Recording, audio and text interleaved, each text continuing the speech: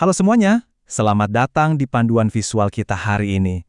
Kita bakal ngomongin sesuatu yang mungkin kedengarannya ribet, tapi sebenarnya super logis. Hari ini, kita akan membongkar rahasia di balik media queries dan responsive web design. Jadi, kalau kalian pernah nyoba bikin layout web dan mikir, gimana sih caranya website ini bisa kelihatan pas banget di handphone saya, tapi juga tetap rapih di monitor komputer yang lebar? Nah, kalian ada di tempat yang tepat banget. Biar nggak bingung, ini rute perjalanan kita hari ini. Kita mulai dari ngebahas konsep dasarnya, lanjut bedah strategi mobile versi desktop, ngulik soal titik breakpoints, ngebongkar satu aturan wajib bernama Meta Viewport, dan pastinya kita bakal lihat praktek langsung gimana mengubah tata letak kolom menjadi tumpukan vertikal. Yuk, langsung aja!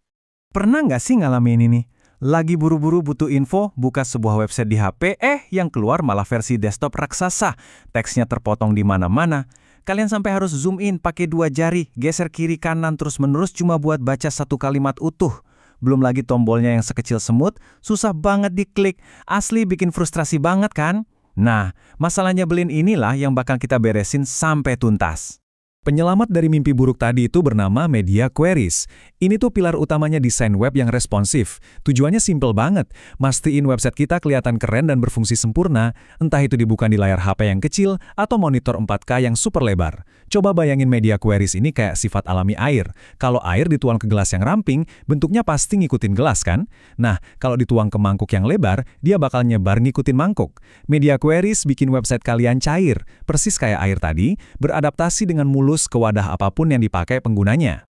Oke, kita masuk ke bagian pertama. Konsep dasar media queries. Kita lihat aturan mainnya. Gampangnya gini, media queries itu ngasih tahu CSS buat ganti gaya desain tergantung alat fisik yang dipakai user. Ada 3 komponen inti di sini. Pertama, media type. Apakah kita bikin desain buat layar atau screen, buat hasil cetakan printer, atau buat semuanya? Kedua, media feature. Ini syarat kondisinya, misalnya max width atau maksimal lebar sekian, atau min width buat minimal lebar layar. Dan ketiga, logical operators, kayak and, not, atau only buat ngegabungin syarat-syarat tadi jadi satu. Nggak usah pusing sama istilahnya, pada dasarnya ini cuma instruksi, jika begini, maka begitu untuk desain web kalian. Lanjut ke bagian kedua, strategi mobile versus desktop. Disinilah kalian harus milih filosofi arsitektur desainnya. Kalian punya 2 pilihan jalan di sini. Pendekatan pertama, mobile first. Sesuai namanya, kalian bikin desain dasar untuk layar HP dulu. Abis itu, baru deh nambahin gaya yang lebih ribet untuk layar besar pakai query min width. Pendekatan kedua kebalikannya, yaitu desktop first. Kalian bikin wujud utamanya untuk layar gede dulu. Baru nanti desainnya dikecilin atau disembunyiin buat layar HP pakai query max width. Secara logika, dua-duanya sih bisa aja jalan. Tapi mana yang lebih baik? Kalau kata para pakar di industri, jawabannya udah mutlak. Pilihlah mobile first. Kenapa? Alasannya simple, soal performa. HP itu secara spesifikasi hardware, rata-rata nggak sekuat komputer desktop. Jadi file dasar yang dimuat pertama kali di HP harus seringan mungkin. Kalau pakai desktop first, HP cerdas kalian dipaksa mikir berat ngebaca kode buat layar gede, padahal ujung-ujungnya disembunyiin juga. Bikin lambat aja. Jadi mobile first menang telak untuk urusan efisiensi. Sekarang kita sampai di bagian ketiga, memahami titik breakpoints, momen di mana desain kita harus ganti baju.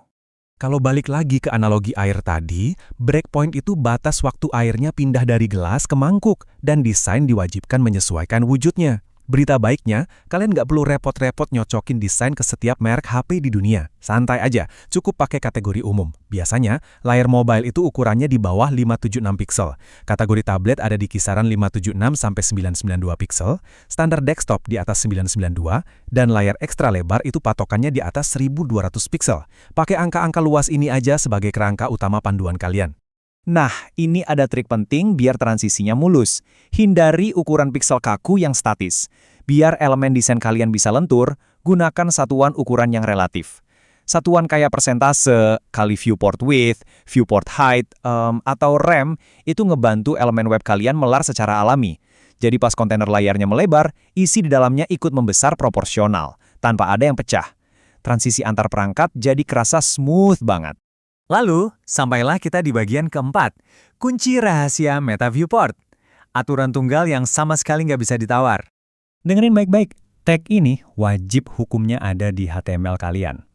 Kalian bisa berhari-hari nulis kali media query super jenius, tapi kalau lupa naruh tag Meta Viewport ini, tamat sudah. Kodenya nggak bakal berguna di HP. Tanpa tag ini, browser HP nggak tahu cara mengukur lebar layar yang sebenarnya, dan malah ngerender web kalian seolah-olah itu desktop, kembali lagi ke teks yang terpotong. Tag yang isinya width sama dengan device width dan initial scale 1.0 ini adalah instruksi mutlak biar browser nyocokin lebar website dengan fisik alatnya. Tolong, jangan sampai kelupaan satu baris kode ini. Mari kita lihat aksinya di dunia nyata pada bagian kelima, praktek kolom menjadi tumpukan. Ini skenario yang paling logis dan paling sering banget dipakai. Coba kita bedah langkahnya. Langkah pertama, bayangin untuk struktur desktop, kita bikin layout 2 kolom. Sebelah kiri buat konten utama yang luas, sebelah kanan ada sidebar navigasi. Kalian bisa gampang banget bikin ini pakai CSS Flexbox. Langkah kedua, pastiin teks sakti Meta Viewport yang baru aja kita bahas udah terpasang. Nah, langkah ketiga, disinilah keajaibannya terjadi. Layar HP yang sempit itu nggak punya ruang buat 2 kolom sebelahan kan? Jadi pakai media query, kita ubah instruksi Flexbox-nya. Dari yang tadinya arahnya row alias memanjang ke samping, kita ubah jadi kolom alias bertumpuk ke bawah untuk layar kecil. Boom! Cuma dengan satu baris perubahan itu, sidebar di kanan bakal langsung loncat ke bawah menyusun dirinya dengan rapi di bawah konten utama. Bersih, intuitif, dan nyaman banget dibacanya.